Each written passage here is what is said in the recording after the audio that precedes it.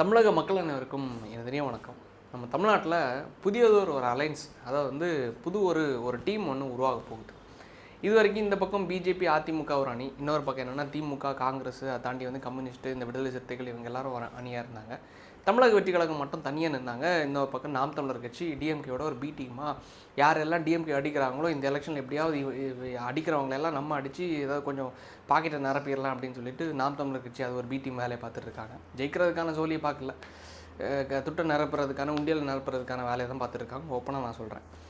தமிழக வெற்றி கழகத்துக்கு இந்த பக்கம் ஒரு அலைன்ஸ், புது ஒரு டீம் கிரியேட் ஆகிறது என்னென்னா காங்கிரஸ் டிவிகே அலைன்ஸ். 2026 இந்த தேர்தலை பொறுத்த மட்டும் லைக் வந்து டிவிகேக்கான ஒரே வாய்ப்பு என்னென்னா, ஒன்று என்டிஏ கூட்டணியில் வரணும். அதாவது அது ஆல்ரெடி பேசினாங்க. டெப்யூட்டி சீஃப் மினிஸ்டர் கேட்டாங்க, 2.5 வருஷம் நீங்கள் முதலமைச்சராக இருங்க, 2.5 வருஷம் நான் முதலமைச்சராக இருக்கேன் அப்படின்னு சொல்லிட்டு. அது வந்து அவங்க அக்செப்ட் பண்ணல. பட் வந்து like deputy chief minister plus அதை தாண்டி வந்து சீட் ஷேரிங்கில் வந்து கிளாஷ் ஆனதுனால அது அப்படியே அந்த பேச்சுவார்த்தை கட் ஆகிடுச்சு. ப்ளஸ் அதை தாண்டியும் பிள்ளையார் சொல்லி போட்டாங்க அப்படின்னு சொல்லிட்டு நிறைய பேச்சுவார்த்தைகள் நடந்துச்சு. ஸோ அது ஒரு பக்கம், அந்த ப்ராசஸ் ஒரு பக்கம் இருக்குதுன்னு வச்சுக்கோங்களேன். இப்போவும் பிஜேபி மேலே இருந்து இப்போ விஜய் அவர்கள்கிட்ட பேசிட்டு தான் இருக்காங்க. இந்த பக்கம் எடப்பாடி அவர்கள் சைடில் இருந்தும் இந்த அலைன்ஸ் எப்படியாவது கொண்டு வந்துடலாம், விஜய் உள்ளே கொண்டு வந்துடலாம் அப்படின்னு சொல்லிட்டு அலைன்ஸ் பேச்சுவார்த்தை போயிட்டுருக்கு. அது ஒன்று நடந்துச்சுன்னா இந்த பக்கம் ஒரு க்ளீன் ஸ்வீப்பு திமுக ஈஸியாக வீட்டுக்கு அனுப்பிடும். அது நடந்தாலும் வீட்டுக்கு அனுப்பிடுவாங்க. இன்னொரு பக்கம் இன்னொரு ப்ராசஸ் ஒன்று நடக்குது. அது என்ன ப்ராசஸ்னால், காங்கிரஸ், அதாவது ராகுல் காந்தியும் விஜய் அவர்களும் நீண்ட நாள் நண்பர்கள், உங்களுக்கு எல்லாருக்கும் தெரிஞ்ச ஒரு விஷயம்தான். காங்கிரஸ் வந்து இந்த எலெக்ஷனில் எப்படியுமே ஒரு ஆக்டோபஸ் மாதிரி நம்மளை வந்து இந்த திமுக வந்து முழுங்கிட்டே இருக்காங்க. பல ஸ்டேட்டில் வந்து நம்ம விட்டுட்டோம். இப்போ பீகாரில் கூட விட்டுட்டோம், லைக் டெல்லியில் விட்டுட்டோம். எல்லா ஸ்டேட்டையும் நம்ம வந்து ஆல்ரெடி விட்டது மாதிரி இந்த வாட்டியும் எல்லாத்தையும் விட்டுட்டுருக்கோம். 4 ஸ்டேட்டில் தான் நம்ம ஆட்சியிலையும் இருக்கும். தமிழ்நாட்டில் ஆட்சியிலையும் கிடையாது, ஆட்சியில் பங்கும் கொடுக்கல, எதுவும் கொடுக்கல. ஜஸ்ட்டு வந்து இத்தனை எம்எல்ஏக்களை வச்சு நம்ம வந்து பேசிகிட்டு இருக்கோம், நம்மளையும் விமர்சிச்சுட்டு தான் இருக்கோம். இப்போ பராசக்தின்னு ஒரு படத்தை எடுத்து வச்சுட்டு நம்மளை தான் வச்சு செஞ்சுருக்காங்க. பராசக்தி படத்தை எடுத்து வச்சுட்டு அதே டீமும் அந்த திராவிட கூட்டத்துக்கு இவங்களுக்கு ஃபேவராக, கருணாநிதி அவர்களுக்கு ஃபேவராக எடுக்கப்பட்ட டீமும் மேலே பிஜேபி கூட கொண்டாடிட்டு இருக்காங்க, பொங்கல் கொண்டாட்டத்தை கொண்டாடிட்டு இருக்காங்க. ஸோ இவங்க எந்த தருணத்துலேயும் 2004 போனது மாதிரி நம்மளை கலத்தி விட்டுட்டு பிஜேபி கூட போகிறதுக்கான ஒரு ஒரு ஒரு ஒரு ஒரு ரெடியான ஒரு ஸ்டேஜில் தான் இவங்களே இருக்காங்க, திமுக தான். நம்ம மட்டும் என்ன இளிச்சவாய் மாதிரி இருக்கும். லைக் வந்து ராகுல் காந்தி அவர்களுக்கும் சின்ன ஏஜ், லைக் வந்து விஜய் அவர்களுடைய ஒரே கேட்டகரின்னு வச்சுக்கோங்களேன். நம்ம அடுத்த ஒரு ஃப்யூச்சரை ஃபோக்கஸ் பண்ணி எதுக்கு நம்ம வந்து இவங்க கூடயே ஒரு ஒரு ஒரு வயசான அரசியலை நம்ம பண்ணிகிட்ருக்கணும். ஒரு அடுத்த ஒரு தொலைநோக்கு பார்வையில் இந்த யங்ஸ்டர்ஸ் எல்லாம் கவர் பண்ணுற வகையில் ஏன் டிவிக்கு கூட ஒரு அலைன்ஸை வச்சு, உங்களுக்கு நாங்கள் வந்து நீங்கள் சிஎம் இருங்க, எங்களுக்கு லைக் வந்து சீட் ஷேரிங்கில் 60 சீட்டு, 80 சீட்டோ, 100 சீட்டோ, 120 சீட்டோ, லைக் வந்து அது ஒரு ஒரு ஒரு சும்மா உதாரணத்துக்கு சொல்கிறேன்னு வச்சுக்கோங்க. 120 சீட்டெல்லாம் கொடுக்க மாட்டாங்க.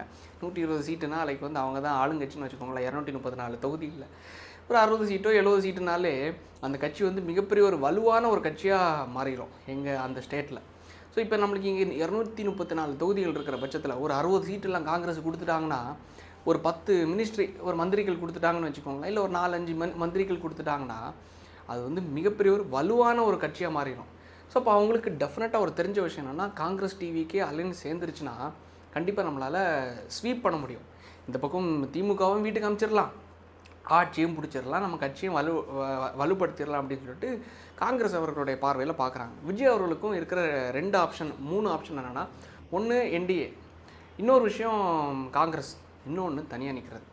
இதில் அந்த 2 ஆப்ஷனை நம்ம தொட்டாலும் ஜெயித்திடலாம். டெப்யூட்டி சிஎம் ஆகலாம், இல்லை சீஃப் மினிஸ்டர் கூட ஆகலாம். ஆனால் 3வது ஆப்ஷன் தொட்டால் நம்மளோட பவரை ப்ரூவ் பண்ண முடியும். லைக் என்னென்னா 234 தொகுதிகள்லேயும் வேட்பாளரை போடுவாங்க. வேட்பாளர்களை போட்டு எவ்வளோ ஓட்டு வருது, வாக்குகள் வருது, மிஞ்சி போனால் ஒரு 10 பேர் இல்லை 5 பேர் ஜெயிக்கிறாங்கன்னு வச்சுக்கோங்களேன். ஏதோ ஒரு பை சான்ஸில் லக்கில் ஜெயிக்கிறாங்கன்னு வச்சுக்கோங்களேன். ஏன்னா பணத்தை செலவு பண்ண முடியாது. பணத்தை செலவு பண்ணால் திமுககாரெல்லாம் வீடியோ எடுத்து போட ஆரம்பிச்சிடும். என்ன அப்போ எனக்கும் உனக்கு என்ன வித்தியாசம், நீ எதுக்கு என்ன மாட்டு சக்தின்னு சொல்லிட்டு எப்படி நீ பிரச்சாரம் பண்ணுற, எப்படி வரேன்னு சொல்லிட்டு கேள்வி கேட்டுரும். அதனால் பணத்தையும் செலவு பண்ண முடியாது. மிஞ்சி போனால் விஜய் அவர்கள் உட்பட ஒரு சிட்டியில் எல்லாம் ஒரு 4-5 பேர் ஜெயிக்கிறாங்கன்னு வச்சுக்கோங்களேன். எப்படி ஆட்சி பிடிக்க முடியும்? எப்படி ஒரு எதிர்கட்சி ஆக முடியும்? முடியாது. நாம் தமிழர் கட்சியோட அடுத்த இடத்த பிடிப்பாங்க. இப்போ அவங்க 38 லட்சம் வாக்குகள் எடுத்தாங்களா, 8% வாக்குகளா, சரி இவங்க ஒரு 10%, 12% எடுத்தாங்கன்னா ஒரு 50 லட்சம் 70 லட்சம் வாக்குகள். இது வந்து ஒரு தொகுதி கிடையாது, 4 தொகுதி கிடையாது, 10 தொகுதி கிடையாது, 234 தொகுதிகளையும் சேர்த்து ஒரு 50-60 லட்சம், 70 லட்சம், 80 லட்சம், 1 கோடின்னு வச்சுக்கோங்களேன். 8.5 கோடி மக்கள் தொகை இருக்காங்க. 1 கோடி வாக்குகள் எடுத்துட்டாங்கன்னு வச்சுக்கோங்களேன், ஆட்சி பிடிக்க முடியுமா? முடியாது. ஸோ அப்போ அவருக்கு டெஃபினட்டாக தெரிஞ்ச விஷயம் என்னென்னா, லைக் ஆஃப்டர் ஆல் ஒரு யூடியூப் சேனல் வச்சுட்டு இப்போ தான் படித்து முடிச்சுட்டு 24 வயசில் நம்மளுக்கு இந்த பேசிக் அறிவில் நம்ம இதை பேசும்போது 51 52 வயசு என்ன ஆகுதுன்னு நினைக்கிறேன். விஜய் அவர்களுக்கு இது தெரியாதா என்ன? நம்ம தனிச்சு நின்னா இந்த எலெக்ஷனில் ஜெயிக்க முடியுமா முடியாதாங்கிறது. ஸோ இந்த பவர், இந்த ஓட் பேங்கை வச்சு இப்போ இந்த நாம் தமிழர் கட்சி பேரம் பேசிகிட்டு இருக்காங்கல்ல, இந்த வாக்குகள் எங்கள் 38 லட்சம் வாக்குகள் இருக்குது, எங்களுக்கு இவ்வளோ பார்வையாளர்கள் இருக்காங்க, தொண்டர்கள் இருக்காங்கன்னு சொல்லிட்டு பேரம் பேசுகிறாங்கல்ல. அது மாதிரி நம்மளுக்கும் இந்த ஒரு கட்டமைப்பு வந்துடும். ஸோ இது மூலமாக கட்சியை நல்லா கட்டமைச்சிட்டு 2031 கேம் ஆடலாம் அப்படின்னு சொல்லிட்டு தான் அந்த ஒரு 3வது திட்டமாக இருக்கும். ஆனால் அந்த 3வது திட்டத்தை அவர் கையில் எடுப்பாராங்கிறது தெரில. 2வது ஆப்ஷன் ராகுல் காந்தி கூட போகிறது மிகப்பெரிய ஒரு ஆப்ஷனாக இருக்குது. நல்ல ஒரு பெட்டரான ஆப்ஷனாக தான் அவருக்கு தெரியும். ஆனால் திமுக விட மாட்டாங்க. காரணம் என்ன? திமுகவுக்கு இந்த எலெக்ஷன் ரொம்ப முக்கியமான எலெக்ஷன். எப்படியாவது திருப்பி பிடிச்சாகணுங்கிற பட்சத்தில் ராகுல் நீங்கள் ஒரு பல தூண்டில் போட்டுட்ருக்காங்க. எப்படி இதுக்கு முன்னாடி எடப்பாடி அவர்கள் தூண்டில் போட்டாரோ அதே மாதிரி ராகுல் தூண்டில் போடுறாரு.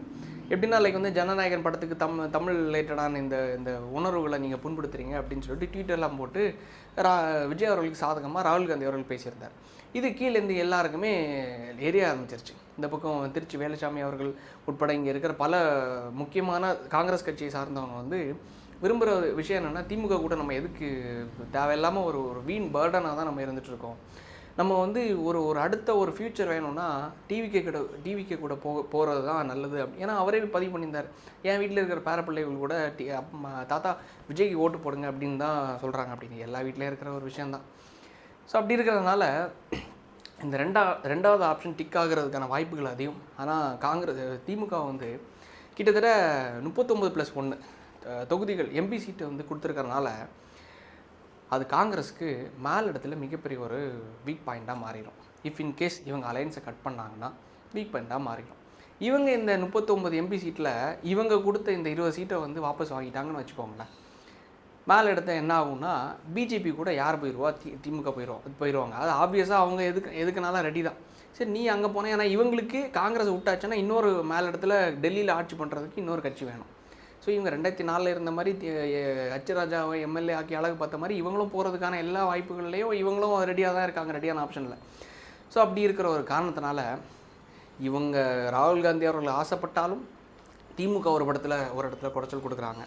இன்னொரு பக்கம் என்னென்னா, என்டிஏ கூட்டணியில் வந்தாச்சுன்னா முதலமைச்சர் இல்லை, துணை முதலமைச்சர் கொடுத்து 5 வருஷத்தை ஓட்டுறதுக்கும் அவங்களும் ரெடியாக இருக்காங்க. ஸோ இது எதை அவர் தேர்ந்தெடுக்க போகிறாருங்கிறது தெரில. ஆப்ஷன் 1 இல்லை ஆப்ஷன் 2 இல்லை 3வது ஆப்ஷனில் தனிச்சு நின்று களமாட போகிறாரு அப்படின்னு சொல்லிட்டு இந்த பேச்சு வந்த உடனே, இதில் முக்கியமான ஒரு விஷயம் என்னென்னா, இந்த பேச்சு வந்த உடனே நீங்கள் கரெக்டாக பாருங்களேன், இந்த ஃபஸ்ட் லைன் உமாபதி அது இந்த இந்த இந்த இந்த திமுகவுக்காக பேசுவாங்கல்ல, வேலை பார்ப்பாங்கல்ல, வாடகை விட்றேன், இந்த உமாபதி அவர்கள் ஒரு வீடியோ இன்றைக்கி பார்த்துருந்தேன். அதாவது என்னென்னா, ராகுல் காந்தி அறிவே இல்லை, கேனத்தனமாக கோமாளித்தனமாக ஒரு ட்வீட்டை போட்டு விட்டார். யாருக்காகனா இந்த விஜய் இந்த தற்கொலை பயலுக்காக. அதாவது என்னென்னா, ட்வீட்டை போட்டு அலையன்ஸுக்காக காங்கிரஸ் இருக்கிற மிச்சம் இருக்கிற உயிரையே பிடிச்சி வச்சுருக்கிறது இந்த திமுக தான். அதாவது காங்கிரஸ் ஒரு கொலைகார கட்சின்னு சொல்லிட்டு கம்ப்ளீட்டாக ஃபார்ம் பண்ணி அவங்கள ஒரு ஒரு ஊதுகோலாக வச்சுட்டு இருக்கிறது யாருன்னு இந்த திமுக. இவங்களால தான் அவங்க அழிஞ்சாங்க. இந்த 2G அந்த பாவத்தை மொத்தமாக சுமந்துட்டு இருக்கிறது யாருன்னா காங்கிரஸ். இவங்க பண்ண இந்த அட்டூழியம் இருக்கே, இது இந்த இலங்கையில் பண்ண அட்டூழியம், அந்த ஒட்டுமொத்த அட்டூழியம் திமுக ப்ளஸ் காங்கிரஸ் இவங்களுக்கான முக்கிய பங்கில் தான் இது நடந்துச்சு. ஸோ இப்படி இருக்கிற பட்சத்தில் ஒட்டுமொத்த பாவத்தையும் செஞ்சுட்டு அதை அனுபவிச்சுட்டு இருக்கிறதுனா காங்கிரஸ். ஆனால் இன்றைக்கி இந்த வாடகை வாயர்கள்லாம் என்ன பேசிகிட்டு இருக்காங்கன்னா, இந்த கோமாளித்தனமாக ராகுல் காந்தி அவர்கள் ட்வீட்டை போட்டு மொத்த கூட்டணியும் உடைக்க போகிறாரு, மொத்த கூட்டணியும் உடைச்சிட்டு விஜய் இந்த கோமாளி கூட கூட்டணி போய் ஆட்சியை பிடிச்சிடலான்னு நினச்சிட்ருக்காரு. ஆட்சியை பிடிச்சாலும் ஆனால் இவங்க வாபஸ் வாங்கிடுவாங்க, அந்த மேலே இருக்கிற எம்பி சீட்டெல்லாம் வாபஸ் வாங்கிடுவாங்க. வாபஸ் ஆனால் என்ன நடக்கும்? பிஜேபி கூட போவாங்க. இதுக்கு முன்னாடி போனது இல்லையா திமுக? ஸோ அப்படி இருக்கிற சுச்சுவேஷனில் பல வாடகை வாயர்களையும் இவங்க ஹையர் பண்ணியிருக்காங்க. இந்த கூட்டணி உடையக்கூடாதுங்கிற ஒரு விஷயத்தை பரப்புறதுக்காக, ஒரு நரேட்டிவ் செட் பண்ணுறதுக்காக. ஸோ என்ன நடக்குதுங்கிறத நம்ம பொறுத்திருந்து தான் பார்க்கணும். இவர் என்ன ஆப்ஷனை சூஸ் பண்ண போகிறாரு? ஆப்ஷன் ஏ என்டிஏ கூட போகிறாரா, இல்லை ஆப்ஷன் பி காங்கிரஸ் கூட போகிறாரா, இல்லை ஆப்ஷன் சி? பொறுத்திருந்து இந்த எலெக்ஷனில் தனக்கான மாசை காணிச்சு 2031 ப்ளே பண்ண போகிறாராங்கிறத பொறுத்து தான் பார்க்கணும். மக்கள் உங்களோட கருத்துக்களை பொன்னான கருத்துக்களை கமெண்ட்ஸில் பதிவிடுங்க. நன்றி, வணக்கம்.